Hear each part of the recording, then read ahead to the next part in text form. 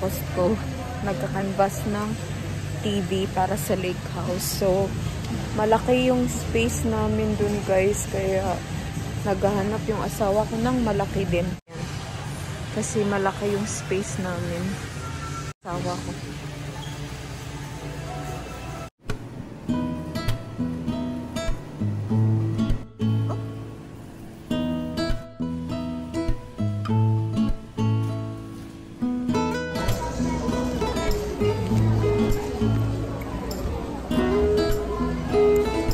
Hello guys, grabe, super lamig.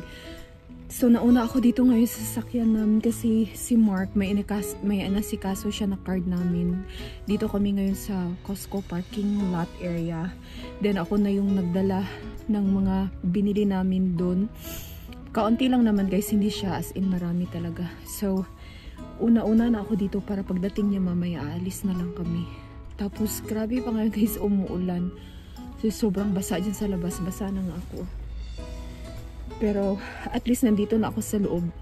Sa labas kasi mahangin guys. Sobrang lamig. Yung kamay ko parang mag-freeze na siya. Yan lang naman guys yung binili namin. Ganyan.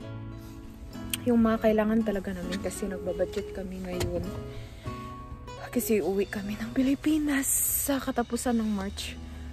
Sa kasal ng kapatid ko guys. So, ayan. Meron pang tubig yung ano ko. Eyeglasses. Hello guys! Welcome back to my channel! Our baby girl is here!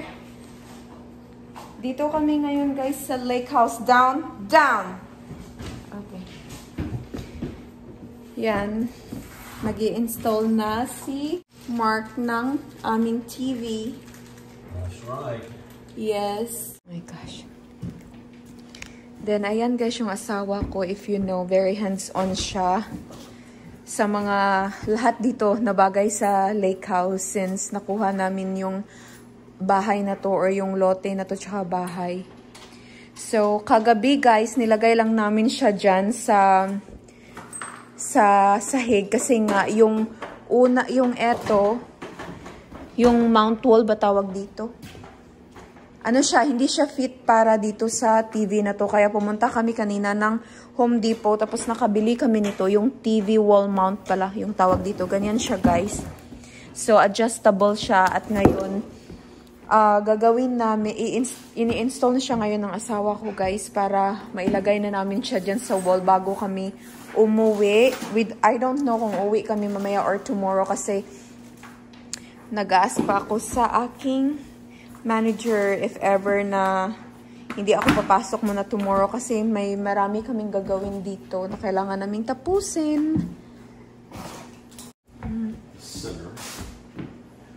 This is eye level right here. It says it needs to be 10. Yeah. 10 inches below eye level. Okay. 10 inches below eye level. I think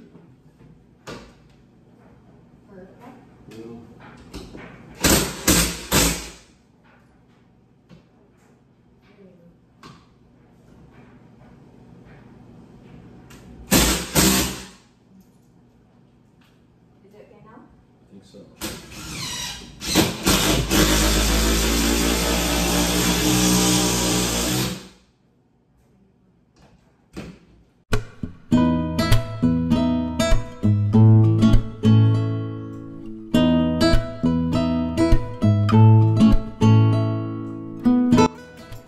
Look at that, guys, how huge the TV is. Oh my gosh! I think it fits the wall perfectly. I know! It's a big wall, So, ayan guys, yung TV na to guys is mas malaki pa to sa TV namin dun sa isang bahay. Ano to siya? 75 inches. What's the measurement of the TV in our house, Malak? 60, I think. Yeah, it's 60. So this one is bigger than that one because that one is 60 and this one is 75. Like it's a smaller space, so it's yeah. Pag napansin nyo guys, ang dami namin space dito. Remote control. Let's turn this thing on. Carrie Lloyd Austin is at Walter Reed Ford Merchant.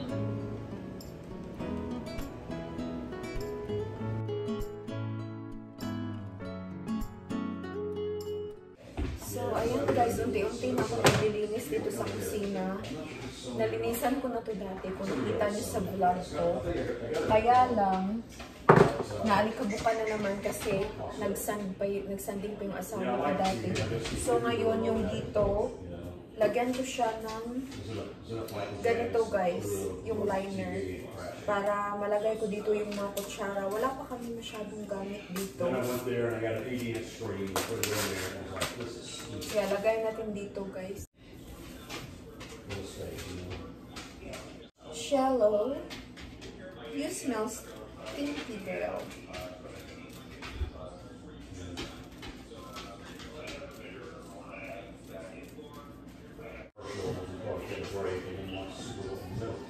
Ayan na guys. Ayan na siya guys. Tuyuin ko lang guys yung mga kutsara dito. Tsaka lagay ko siya dito mamaya. Nagkape muna ako guys. Kasi inaantok ako. Habang may ginagawa ako dito. Yan, ano muna tayo. Break kahit saglit lang.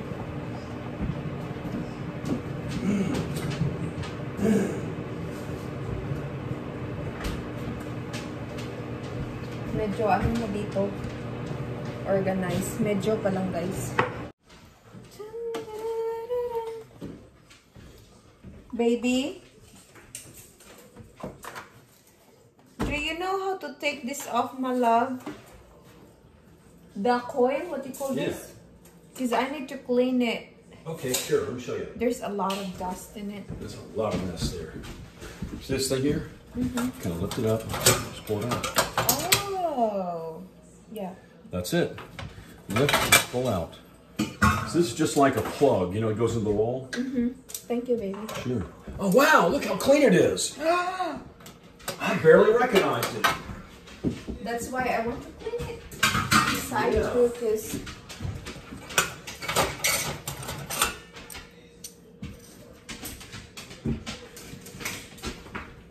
So, ayan guys, sinatanggal ko yung eto. Yan, pag napansin nyo, sobrang dusty dito. Ayan guys. Tapos yung eto, nalinisan ko na. Pag napansin nyo, sobrang... Pag napansin... Okay. So, ayan guys, balak namin dito. Sana ngayon magstay ng isang gabi pa. Kasi kulang yung time namin. Nung Sabado kasi guys, whole day yung pasok ko. Tapos... nung time na yun, practical ko din. So, minessage ko yung manager ko kung pwede na huwag mo na ako pumasok bukas. Pero, sinin niya lang guys yung message ko. So, I don't know kung magre-reply yan mamaya kasi busy pa siya sa store ngayon.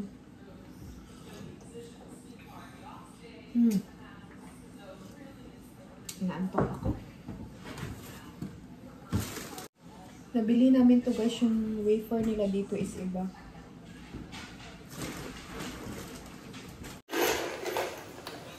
Okay, hey guys, this is what I'm doing. I'm putting in this shelf. Now I'm going to put in 3 shelves, like this. Boom. Boom. Boom. Charat, charat. Huh? Boom, charat, charat. Yeah. And so then we'll have something like this, and then we'll be able to charge our phones here. Yes, that's very nice. Yeah, so you have these little cleats. And you put those in there, and you sit the thing in there, and you put little screws in the bottom to lock it into place, and I'll probably caulk it in also. That gives you a nice little set of shelves. That's pretty, and a corner baby. space that really wouldn't do much anything else. You couldn't put anything else floor to ground. Yeah. But it makes a nice little shelf for your electronics. That's very nice, my love. Yeah. So, ayan guys, napansin nyo, as in, eto talaga yung ginawa ng asawa ko. Merong saksakan dito para pwede namin ilagay yung mga cellphone dyan. And this level is not any good. Yeah.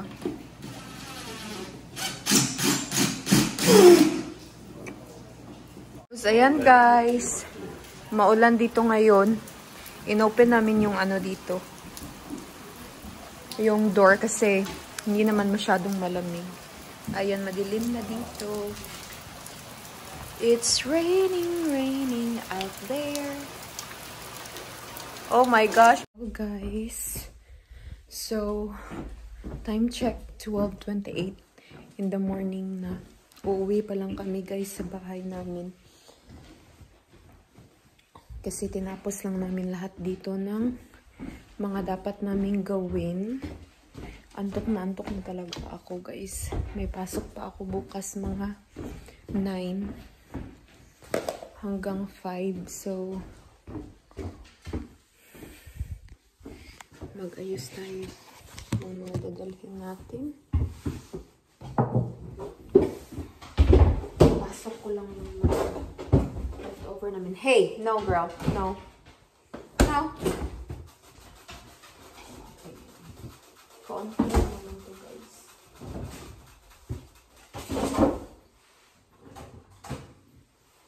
Wala naman kami masyadong pagkain dito kasi kagabi lang din kami. Kagabi lang din kami nakarating dito. So, ayan.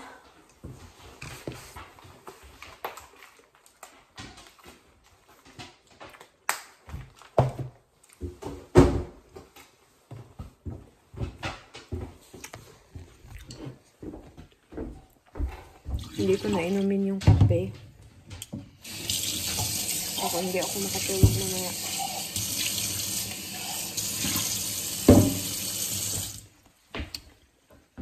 Guys, so pauwi na kami ngayon mga 1:06 na ng umaga. Then gigising ako mamaya mga 7 kasi may pasok ako mga 9. Malapit lang naman yung work ko. So ayan guys, hindi naman ako masyadong inaantok talaga dun sa store namin kasi busy naman kami sa ginagawa namin. So, ayan, bye-bye muna ngayon sa lake house.